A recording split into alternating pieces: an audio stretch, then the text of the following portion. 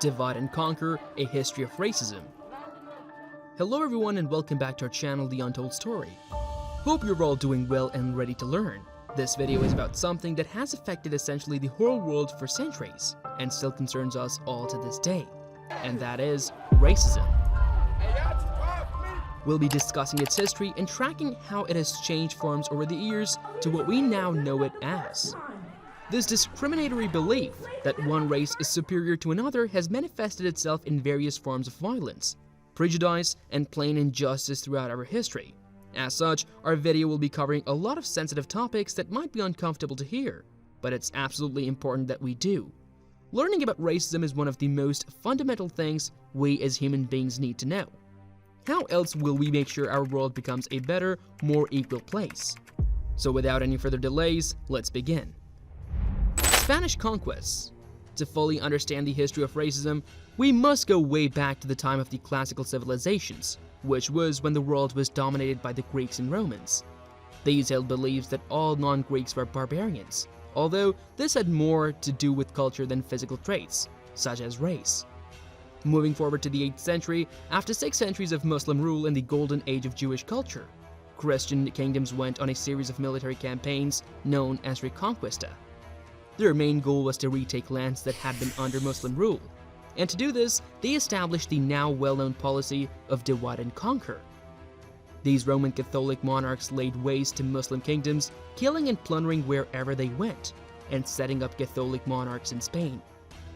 These Catholic Spaniards then formed the early system of racialized discrimination, translated from Spanish as cleanliness of blood, which forms the early basis of modern racism. Subsequently, most Arabic Moors and Jews were expelled from the region, and the remaining Jews and Muslims were forced to convert to Roman Catholicism, bringing the idea of religious discrimination into the concept of racism. This concept of cleanliness of the blood found its way into legislation and was common in use during the colonization of the Americas in the 1400s, where Spanish settlers forced indigenous populations into slavery and labor. This was coupled with racial separation and the general preference of all Spanish invaders over the Native Americans, even according to law. As a result, while the population of Spaniards increased in the Americas, the indigenous population fell by around 80%. According to Spanish philosophers at the time, they considered the natives, or Indians, to be backwards, and that their religious and cultural practices were unacceptable, once again citing the belief that Catholic theology was superior and the natural law. Slave trade. In Spanish colonies, a complex caste system was put in place, which used racial discrimination as a form of social control to keep non-Spanish and non-white people on a lower level socioeconomically than the white, Catholic Spaniards. These legislations contributed for centuries and were only declared officially illegal at the time of individual Latin American countries' independence. However, the prejudice instilled by this system into the minds of people and socioeconomic discrimination that it introduced still exists to this day. Towards the end of the century and into the 1500s, Spain and Portugal began depopulating the Caribbean and shipping in captive Africans to replace the decreasing number of Indian slaves.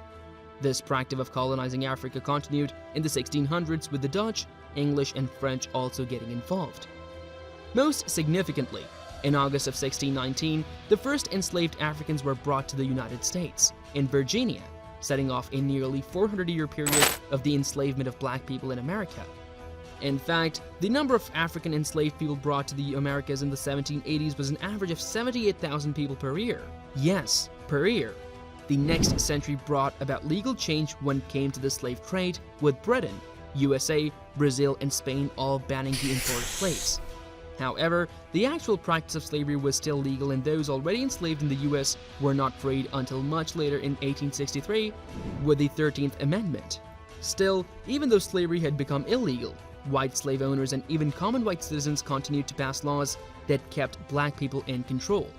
And although black people were technically free, they were still kept separate from whites and endured racial segregation. Black schools, businesses, restaurants, and other establishments were underfunded, and they were forced to sit at the backs of buses and restaurants, use separate bathrooms, and had little voting rights.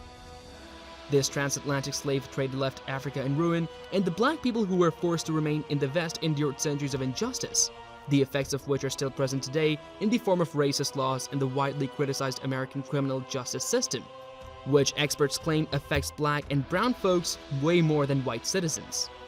British colonization.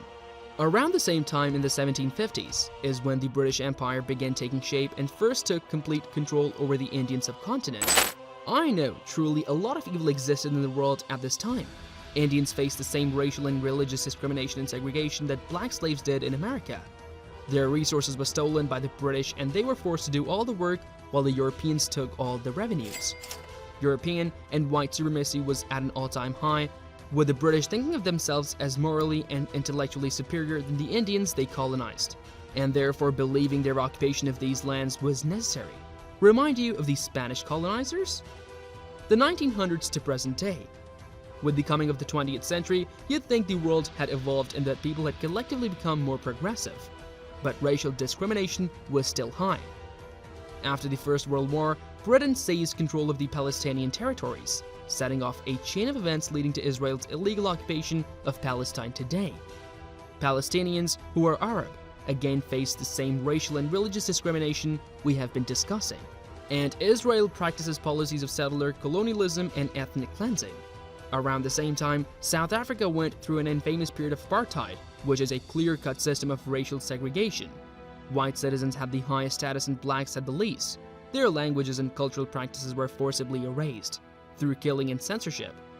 And although South Africa succeeded in ending this unfair system, the same structure of apartheid is now in effect in Israel-occupied Palestine.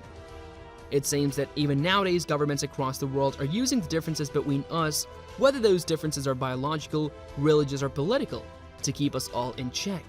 Some have even theorized that this is being done to distract people from the crimes of those in power. However, how true these claims are, only time can tell. But the world is certainly becoming a more polarizing place, with everyone seeking to label themselves one way or another. And there is definitely evidence of politicians and governments openly inciting violence, such as former US President Donald Trump encouraging the use of military force against peaceful Black Lives Matter protesters, and various members of the Israeli government calling on its citizens to annihilate all Palestinians. Although the history of racism is dark and depressing, there have still been several moments of victory against these systems. India and Pakistan gained independence from the British. South Africa integrated and had its first black president, as did America. And acts of resistance continue across the globe, from Palestine to Syria to Sudan. And there is still a lot of work to be done today, but many are doing it. And with that, we have arrived at the end of this video. A heavy discussion without a doubt. But we hope that you learned a lot and are now ready to fight against racism. If there were things you heard about for the first time in this video, do comment down below and tell us what they were. Have discussions with other people too. Let's make this an ongoing conversation. And if you want to keep learning more and more, do give this video a thumbs up, subscribe to our channel, and hit the notification bell icon. Goodbye and stay safe.